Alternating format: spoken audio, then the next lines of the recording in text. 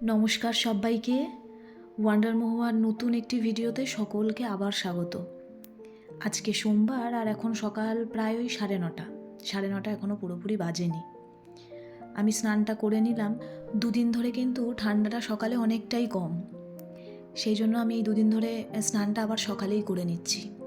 নইলে মাঝখানে এত প্রচণ্ড ঠান্ডায় একদম সকালে স্নান করতে পারছিলাম না। আমাদের বাড়ির মধ্যে সবথেকে সকালে স্নান করে ডোডো, মানে ডোডোর যেদিনকে স্কুল থাকে। ও সকাল 7টার মধ্যে বা 7টা খুব জোর হলে 7:10-15-র মধ্যে কিন্তু ওর স্নান হয়ে যায়। তারপরে আমি স্নান করি আর সবার শেষে অজয়। যাই হোক, স্নানের পরে স্কিন কেয়ার করে নিলাম, একটু নিয়ে সোজা চলে এলাম রান্নাঘরে। আজকে রাতে একটু পাটিসাপটা বানানোর ইচ্ছে আছে। এই গোটা শীতের মধ্যে আমি কম করে 4 থেকে 5 বার পাটিসাপটা বানিয়েছি। পৌষ সংক্রান্তির দিনও খুব শরীর খারাপ ছিল, আপনাদের সঙ্গে ভিডিও শেয়ার করে ওঠা হয়নি, কিন্তু আমি পুলি পিঠে, চুষি, পাটিসাপটা, পায়েস সমস্ত কিছু বানিয়েছিলাম। ভালো লাগে আমার। আর যেদিন থেকে শুনেছি পৌষ সংক্রান্তিতে বাড়িতে পিঠে পায়েস করা ভালো, সেদিন থেকে কোনো পৌষ সংক্রান্তি আমি মিস করি না, মানে ওই ধরুন 2-3 বছর ধরে।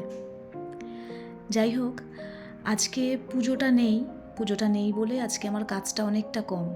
আর পুজো ছাড়াও আজকে আমার সত্যি কথা বলতে সেরকম কোনো কাজ নেই। তবু আজকে ভিডিওটা বানালাম, আপনাদের সঙ্গে বেশ কিছু কথা শেয়ার করার আছে, খানিকটা গল্প করারও আছে, তাই জন্যই আজকে ভিডিওটা বানানো। তো গল্প করতে করতে আমি রান্নাটাও আগে বসিয়ে দিই। এপাশে আমি দুধটা গরম হতে বসিয়েছি, আর আমি প্রেশার কুকারে মটর ডালটা সেদ্ধ হতে বসিয়ে দেবো। আজকে তো সোমবার, নিরামিষ, তো সেই জন্য আজকে আমি টমেটো দিয়ে মটর ডাল বানাবো। যেদিন থেকে আমার শরীরটা খারাপ হয়েছে, মানে ধরুন ওই 9 তারিখ থেকে, 9-10 তারিখ থেকে, সেই দিন থেকে আজও অবধি আমি কিন্তু টানা নিরামিষ খেয়ে যাচ্ছি। না মাছ খাচ্ছি, আর মাংস খাওয়া তো প্রায় 2-3 মাস ধরে আমি বন্ধ করেই দিয়েছি। আমি মাছও খাচ্ছি না, ডিমও খাচ্ছি না। একদম সবজি, ভাত, ডাল, পনির এই সমস্ত কিছুই বানিয়ে খাচ্ছি। বেশ ভালো লাগছে আমার। শরীর খারাপের পর থেকে মাছের প্রতি টানটাও যেন কেমন কমে গেছে। এত বীভৎসভাবে ভুগেছিলাম, এখন মাছের কথা মনে পড়লেই ভেতরে কেমন একটা ভয় কাজ করছে।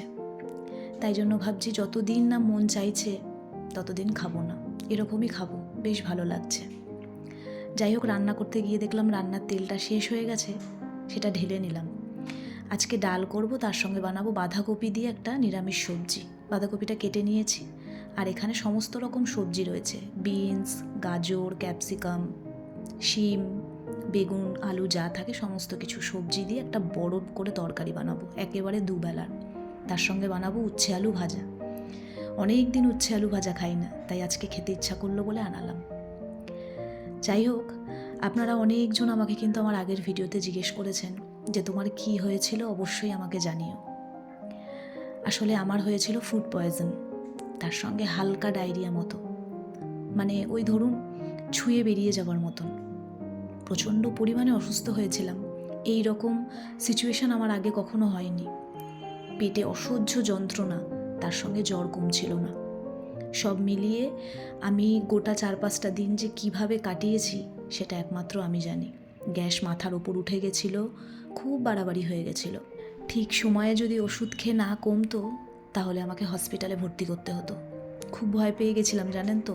হসপিটালের নামটা শুনলে শুধু আমি নয়, প্রত্যেকেরই কিন্তু একটা ভয় ভয় কাজ করে।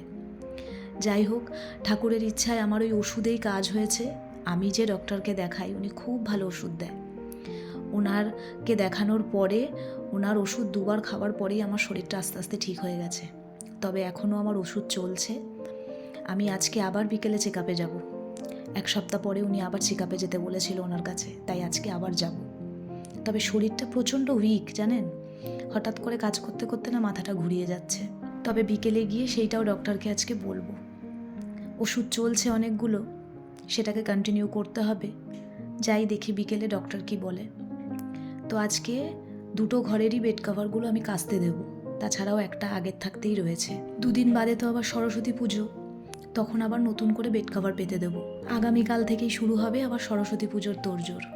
আমাদের ডান্স ক্লাসে ঠাকুর আনতে যাওয়া, ফল বাজার করা, ক্লাসটাকে সাজানো, সব মিলিয়ে আবার হই হুল্লোড়।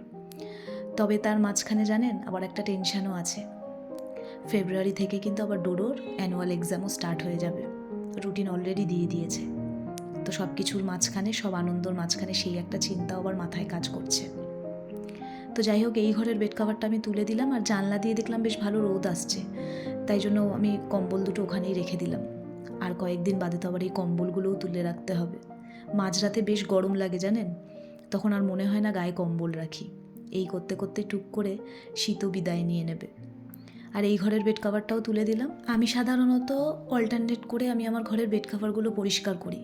যখন ওই ঘরেরটা করি তার 5-6 দিন বাদে বা 10 দিন বাদে এই ঘরেরটা করি, কিন্তু আজকে একসাথে দুটোই তুলে দিলাম। ওই যে বললাম টোটাল 3টে বেড কাভার আছে, 3টে বেড কাভার কাচতে দেব। আমার আগের ভিডিওতে আমি যে কিচেনটা আমার মেকওভার করেছিলাম সেখানে আমি বলেছিলাম যে আমি একটা ভুল করেছি। তো আপনাদেরকে সেটা বলেছিলাম যে আপনারা দেখি বুঝতে পারেন নাকি। তো আপনাদের মধ্যে 2-1জন বুঝতে পেরেছেন যে আমি কোন ভুলটা করেছিলাম। হ্যাঁ, আসলে কিচেন র্যাকটা তো নিজে নিজেই লাগিয়েছিলাম। সমস্ত কিছু সেট করার পরে আমি দেখলাম যে আমি নিচের র্যাকটা উল্টো লাগিয়ে ফেলেছি। তো ওই যে বলেছিলাম আমার সমস্ত কাজ আগে ভুল দিয়ে শুরু হয়, তারপরে গিয়ে সেটা আমি শোধরাই। তো ন্যাচারালি সেইটাই হয়েছে। আমার সংসারের বলুন, বাইরের বলুন, যে কোনো কাজে আমি সবার প্রথমে বুঝতে পারি না কাজটা কিভাবে হবে, তাই জন্য ভুল করে ফেলি। তারপরে কাজটাকে আমি একদম সঠিকভাবে, খুব সুষ্ঠুভাবে শেষ করতে পারি। চলুন, রান্নাবান্না তো শেষ করে ফেললাম। গতকাল রাতে কয়েক জোড়া মোজা ভিজিয়ে রেখেছিলাম, সেইটাকেই এখন ভালো করে পরিষ্কার করে ধুয়ে নিলাম। ভাবলাম ব্যালকনির এই জানলাতেই দিয়ে দিই। এসে দেখলাম মোজাটা মেলার মতন অবস্থায় নেই, ধুলো ভর্তি হয়ে রয়েছে। 2 দিন ছাড়া ছাড়াই অজয় পরিষ্কার করে, যখন ব্যালকনিতে ও এই সমস্ত গাছ টাছ পরিষ্কার করে বা ব্যালকনি ধোয়, কিন্তু তাতে কোনো লাভ হয় না। তাই জন্য আমি এখন গ্রিলগুলোকে একটু ভালো করে পরিষ্কার করে দিয়ে তারপরে এই মোজাগুলোকে মেলে দিলাম। প্রতিনিয়ত এই ধুলোর সঙ্গে ডিল করতে করতে স্কিন বা চুলের যে অবস্থাটা হয় সেটা তো আর বলার মতো জায়গায় রাখে না। প্রত্যেক দিন শ্যাম্পু করতে পারলে ভালো হয়। যখন বৃষ্টি হয় তখন ধুলোটা একটু কম থাকে, আবার যেইকে সেই। তবে এখন এই কদিন ধরে অজয় প্রত্যেক দিন বিকেলবেলা আমাদের যে নিচে কল আছে সেখান থেকে রাস্তায় প্রত্যেক দিন জল দিয়ে রাস্তাটা ভেজায়।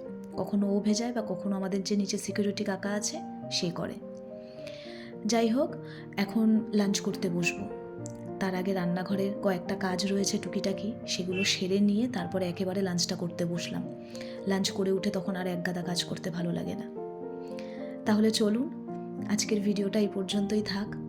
কেমন লাগলো ভিডিওটা অবশ্যই জানাবেন। আজকের গোটা ভিডিওটাতে তো সেরকম কোনো কাজ ছিলই না, আপনাদের সঙ্গে গল্পই করলাম।